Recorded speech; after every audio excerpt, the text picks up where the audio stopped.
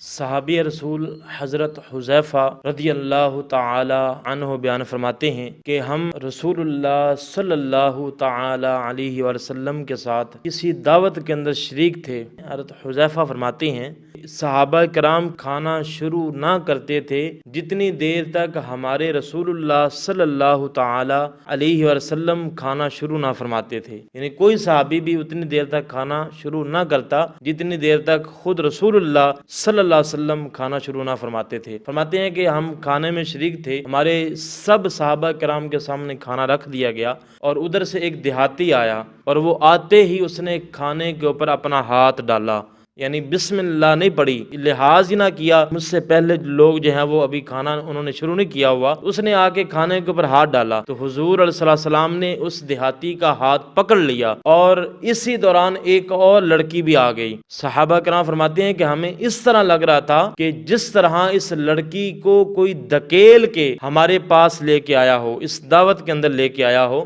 تو اس لڑکی نے بھی ایسا کیا، آتے ہی کھانے کے اوپر اپنا ہاتھ ڈالا۔ رسول اللہ صلی اللہ تعالی علیہ وسلم نے اس لڑکی کا بھی ہاتھ پکڑ لیا۔ فرمایا کہ جس کھانے کے اوپر اللہ تبارک و تعالی کا نام نہیں لیا جاتا، شیطان اس کھانے کو اپنے لیے حلال سمجھتا ہے، یعنی شیطان بھی اس دعوت کے اندر شریک ہو جاتا ہے جس کھانے کے اوپر اللہ تبارک و تعالی کا نام نہیں لیا جاتا۔ اور میرے حضور نے فرمایا کہ مجھے قسم ہے اس رب کی جس کے قبضہ قدرت کے اندر مجھ محمد کی جان ہے۔ حضور نے فرمایا کہ جب یہ مرد آیا، دیہاتی آیا، تو اس کے ساتھ اس کا شیطان بھی آیا۔ اس نے جب کھانے کے اوپر ہاتھ ڈالا تو شیطان نے بھی اس کے ساتھ اپنا ہاتھ کھانے کی طرف بڑھا دیا، کیونکہ اس نے بسم اللہ نہیں پڑھی تھی۔ جب یہ لڑکی آئی، اس کے ساتھ بھی ایک شیطان آیا، جب یہ کھانا شروع کرنے لگی، بسم اللہ نہیں پڑھی، اس نے اپنا ہاتھ کھانے کی طرف بڑھایا تو شیطان نے اس کے ہاتھ کے ساتھ بھی اپنا ہاتھ جو ہے وہ کھانے کی طرف بڑھا لیا۔ حضور نے فرمایا کہ مجھے قسم ہے میرے رب کی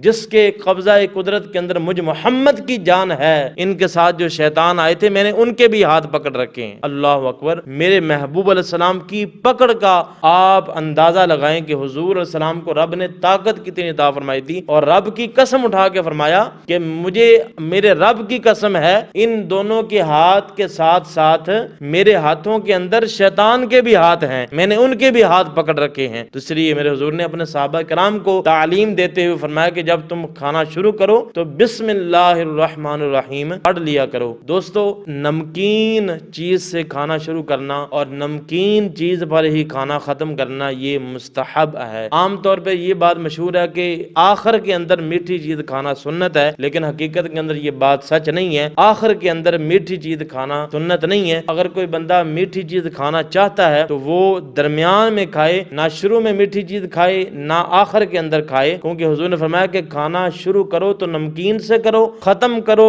تو بھی نمکین سے کرو، کیونکہ رب نے نمک کے اندر 70 بیماریوں کی شفا رکھی ہے۔ اللہ اکبر۔ ہاں، اگر ایک بندہ شروع میں میٹھا کھا لیتا ہے یا آخر میں کھا لیتا ہے، بندہ گنہگار نہیں ہوگا، لیکن جو افضل طریقہ ہے، مستحب طریقہ ہے، میٹھی چیز اگر آپ کھانا چاہیں تو وہ آپ درمیان میں کھائیں، کیونکہ اللہ تبارک و تعالی نے نمک کے اندر 70 بیماریوں کی شفا رکھی ہے۔ اور یاد رکھیں کہ چھوٹا لقمہ لیں، چبا چبا کر اپنے حلق کے اندر اتاریں، اور اگر آپ کسی دعوت کے اندر بیٹھے ہیں وہاں پہ ایک ہی قسم کا کھانا لگا ہوا ہے، مستحب طریقہ یہ ہے کہ آپ کے سامنے جو کھانا پڑا ہوا ہے آپ اس کھانے کی طرف اپنا ہاتھ بڑھائیں۔ ہاں، اگر بہت زیادہ ڈشیں وہاں پہ موجود ہیں اور آپ کے سامنے جو آپ ڈش کھانا چاہتے ہیں وہ کسی اور کے سامنے پڑا ہوا ہے تو اس کھانے کو لینے میں کوئی کسی قسم کی حرج نہیں ہے، لیکن اگر ہے ہی سب کے سامنے ایک قسم کا کھانا تو پھر اپنے سامنے سے کھانا تناول کرنا، اس کی طرف ہاتھ بڑھانا یہ افضل ہے۔ اور جب کھانا کھا لیں اس کے حق کے اندر دعا کریں، اللہ تبارک و تعالی ہمیں اس کی سمجھ عطا فرمائے۔